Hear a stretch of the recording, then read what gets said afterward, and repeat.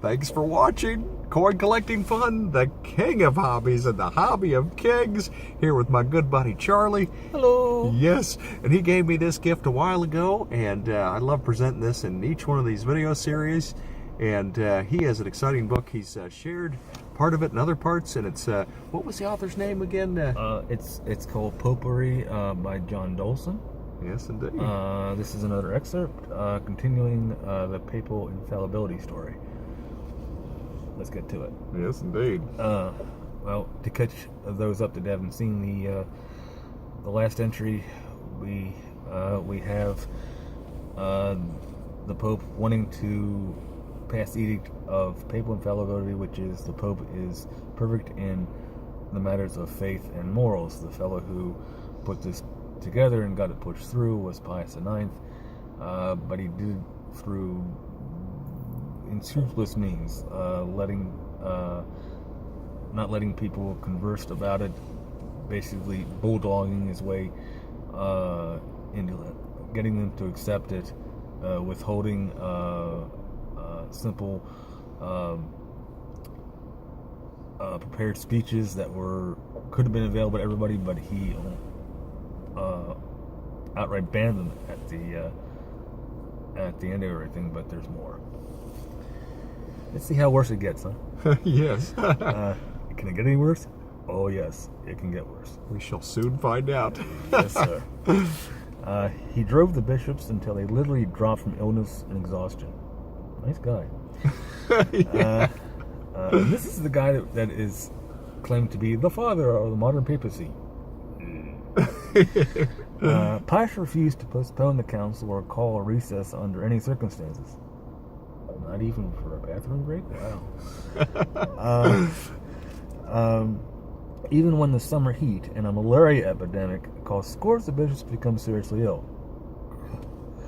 Oh, God, this guy. When Pius learned of their condition, he reportedly shouted, translated from the Latin, "Let them croak." God, this guy. Such remarks apparently were not unusual. When John Aitken, an English historian, heard the remark, he exclaimed, "What wild passion!" That isn't just passion, a Roman bishop replied. That's his personality. So he was always like this, all the time. Good God, we're in trouble. And again, there's more. Pius also bullied dissenting bishops into supporting him. One example, when Archbishop Betharian of Armenia refused to support infallibility, the papal police tried to arrest his personal secretary, sparking a small riot in the process. The incident so spooked the other Armenian bishops they demanded permission to return home immediately. The Pope refused, but two of them fled anyway. I get the hell out of Dodge anyway. The more you learn about this guy, the more you learn how bad he was. You're like, yeah, I get the hell out too. But there's more. He used financial pressure against the bishops. Oh, so he bribed them. Great. More than 350 of the bishops were totally financially dependent on the Vatican. Surprise, surprise. A fact that Pius took full advantage of by threatening to cut off dissenters without assent. He enforced the threat by requiring that all that would be voting would be conducted in public. The tactic worked. All of the financially dependent bishops voted in favor of the Pope. As one bishop put it, quote, "My bread is in one camp, my convictions are in another," unquote. The outcome. Oh God, we're finally to the outcome. Oh boy. Many of the bishops assembled in Rome were so disgusted, no kidding, with the proceedings that they simply stopped attending. "I'm not going to the council anymore," Bishop Felix Donapop wrote in his diary, June 1870. "The violence, the shamelessness, even more the falsity and the vanity and continual lying forced me to keep my distance," unquote. Bishop Francis Latour of France was another dissenter. He complained that, quote, "an imposing minority representing the faith more than 150 million Catholics." Oh, I'm sorry. I have to start over. Catch my place. pardon all. He complained that an imposing minority representing the faith of more than 100 million Catholics, that is almost half the entire church at that time, is crushed beneath the yoke of a restrictive agenda, which contradicts consular traditions. It is crushed by commissions which have not been truly elected, which dare to insert unabated paragraphs in the text after debates are closed. It is crushed by the absolute absence of the discussion, of response, of objections, and the opportunity to demand explanations by newspapers, which have been encouraging to hunt the bishops down and to incentiate the clergy against them. Oh great, we're causing riots now. Ugh. Oh God, and there's more. Lochiar was so discouraged by the proceedings that he threw his consular documents into the Tiber and left Rome before the final vote was taken. After the council had ended, Pius retaliated by firing him from his bishopric. Oh great! So he lost his job on top of it. According to one estimate, at the opening of the council, Pius IX could count on the support of only about 50 bishops. Another 130 were opposed, and the rest were undecided. But thanks to his powers of persuasions and coercions and retribution, on July 18, Pius IX got his way. To this day, the Church teaches that the Pope is infallible in matters of faith and morals. Holy... I can't say the vulgar term on the family channel, so I'll just say Mackerel. crap. Yeah. Holy mackerel. Holy mackerel. Yeah, Jared's right. And this is the guy who said to the leader that he is the father of the modern papacy.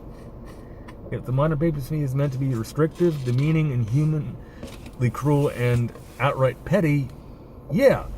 But thank God we have a fellow in there right now, Pope Francis, that would probably say to this man's face, "Sir, where is your shame?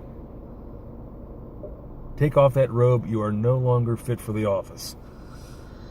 Holy shit.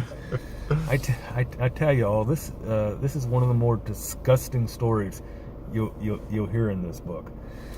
I mean, this book has a bunch of stuff in it that we have yet to get to. More on that later. But the fact that he basically bullied his way to a church dogma, probably the first in church history, is something to behold. Just the sheer unmitigated gall this man had.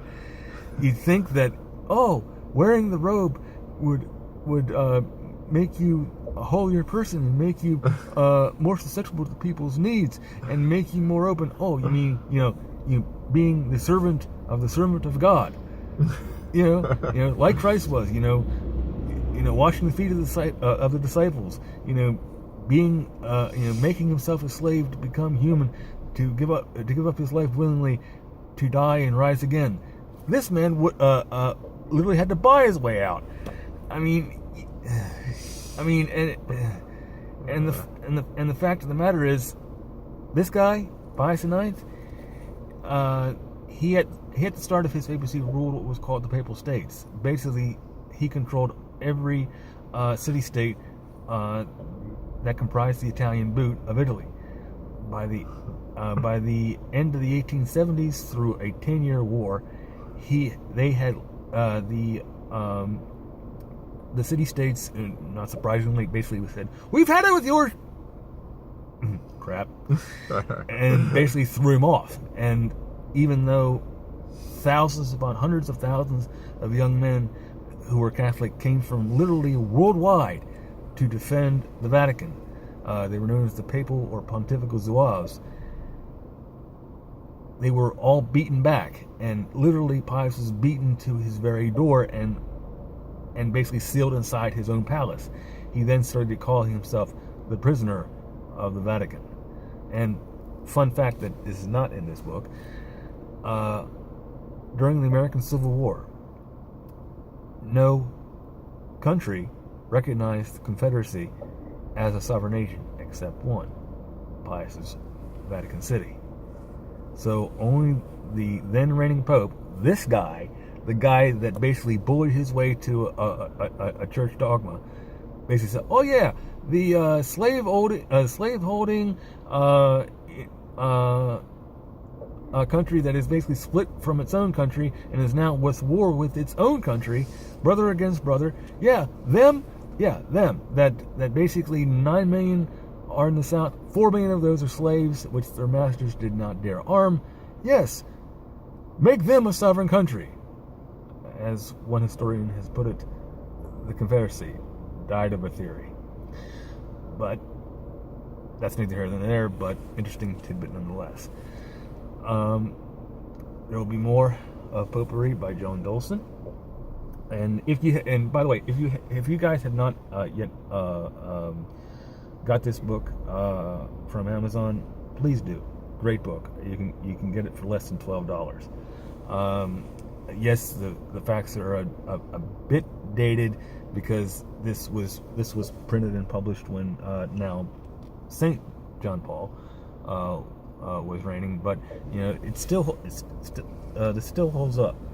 Great book, and again, more excerpts from Pourri, and hope you will join us soon, and we will talk with you then. Subscribe to Jared's channel, and make sure to look out for more coin collecting fun videos. Enjoy.